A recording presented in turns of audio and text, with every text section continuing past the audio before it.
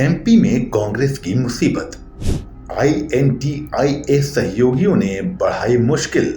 केजरीवाल का चुनावी दांव। राहुल कमलनाथ परेशान। मध्य प्रदेश की चुनावी महाभारत के रण में उतरी कांग्रेस की हालत अर्जुन के सामने खड़े कर्ण की तरह हो चुकी है, जिसके अपने सारथी ने ही साथ देने से इनकार कर दिया है। यहाँ सारथी से हमारा मतलब आईएनटीआईए गठबंधन में कांग्रेस की सहयोगी आम आदमी पार्टी से है, जिसने हृदय प्रदेश में राहुल गांधी और कमलनाथ की जोड़ी को हृदयाघात यानी हार्ट अटैक देने में कोई कोर कसर बाकी नहीं छोड़ी है।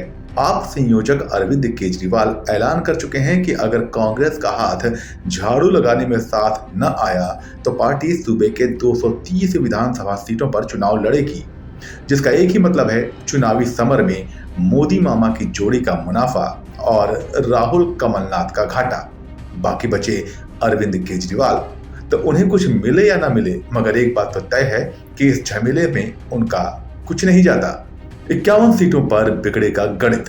राजनीतिक पंडितों की माने तो आम आदमी पार्टी 2023 के चुनावों में मध्य प्रदेश में कांग्रेस के लिए मुसीबत खड़ी कर सकती है। अगर आपने गुजरात की तरह मध्य प्रदेश में परफॉर्म किया तो आप कांग्रेस को 51 सीटों पर धक्का पहुंचाएगी, जिसका सीधा फायदा बीजेपी को होगा। नगरीय निकाय चुनावों में 6% वोट हासिल करने के बाद आपका मध्य प्रदेश में हौसला बुलंद है और खुद को कांग्रेस के विकल्प के तौर पर पार्टी देख रही है। कोशिश है कि नंबर 1 ना सही तो नंबर 2 बनकर ही दिखा दिया जाए। मुश्किल यह है कि कांग्रेस और आप का वोट बैंक लगभग एक जैसा है, इसलिए आप कांग्रेस के वोट बैंक में ही सेंधमारी करेगी। गुजरात के निकाय चुनाव में मिली सफलता के बाद आपको लोगों ने सीरियसली लेना शुरू कर दिया है। ऐसे में हालात अब मध्य प्रदेश में भी गुजरात जैसे ही बन रहे हैं। बुंदेलखंड में 10 का घाटा। आप अगर कामयाब रही तो कांग्रेस को पहला बड़ा झटका ग्वालियर चंबल संभाग की 10 सीटों पर उठाना पड़ सकता है। यहाँ की 10 सीटों पर आम आदमी पार्टी कांग्रेस का गणित बिगाड़ सकती है। ग्वालियर में महापौर के चुनाव में आप पार्टी उम्मीदवार रुचि गुप्ता को 45,000 वोट मिले थे। सिंधिया के बीजेपी में चले जाने के बाद बने नए समीकरण का आम आदमी पार्टी फायदा उठाना चाहती है। आदिवासी बहुल 30 सीटें। गुजरात में आपने फ्री वाला मॉडल अपनाया था, जिसे मध्य प्रदेश में भी लागू करने का वादा किया गया है। गुजरात में उसे एक आदिवासी सीट पर जीत मिली थी।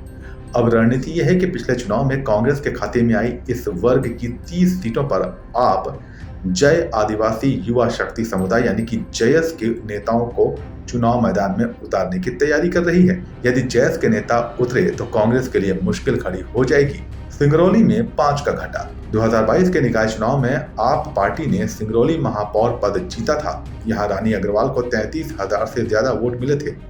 रानी अब आपकी प्रदेश अध्यक्ष भी हैं। ऐसे में सिंगरौली जिले और आसपास की 5 सीटों पर असर पड़ सकता है। कम अंतर वाली 26 सीटें। पिछले चुनाव में 26 सीटें ऐसी थीं जो कांग्रेस ने बहुत ही कम अंतर से हारी थी। ऐसी सीटों पर आपने सर्वे कराया, जिसके आधार पर उम्मीदवार उतारने और अधिकतर सीटों को जीतने की रणनीति बनाई है। कमलनाथ की चाह। सूत्रों का कहना है कि भोपाल में प्रस्तावित विपक्षी एकता की बैठक और रैली को कमलनाथ ने हरी झंडी नहीं दी थी। ऐसा इसलिए क्योंकि वो विधानसभा चुनाव की तैयारियों में व्यस्त हैं। अगर यहाँ बैठक और रैली होगी तो इससे गठबंधन में शामिल सभी नेता यहाँ आएंगे। ऐसे में सभी से मुलाकात करनी होगी, क्योंकि सभी से उनके पुराने संबंध हैं। इस पर काफी समय जाएगा। इससे उनकी चुनावी तैयारियां प्रभावित हो जाएंगी। यही कारण है कि कमलनाथ मध्य प्रदेश में रैली नहीं चाहते हैं। मध्य प्रदेश की सियासी किचकिच पर आपकी क्या राय है, हमें कमेंट सेक्शन में बताइए और चुनाव से जुड़ी खबरों के लिए बने रहिए जनसत्ता के साथ। नमस्कार।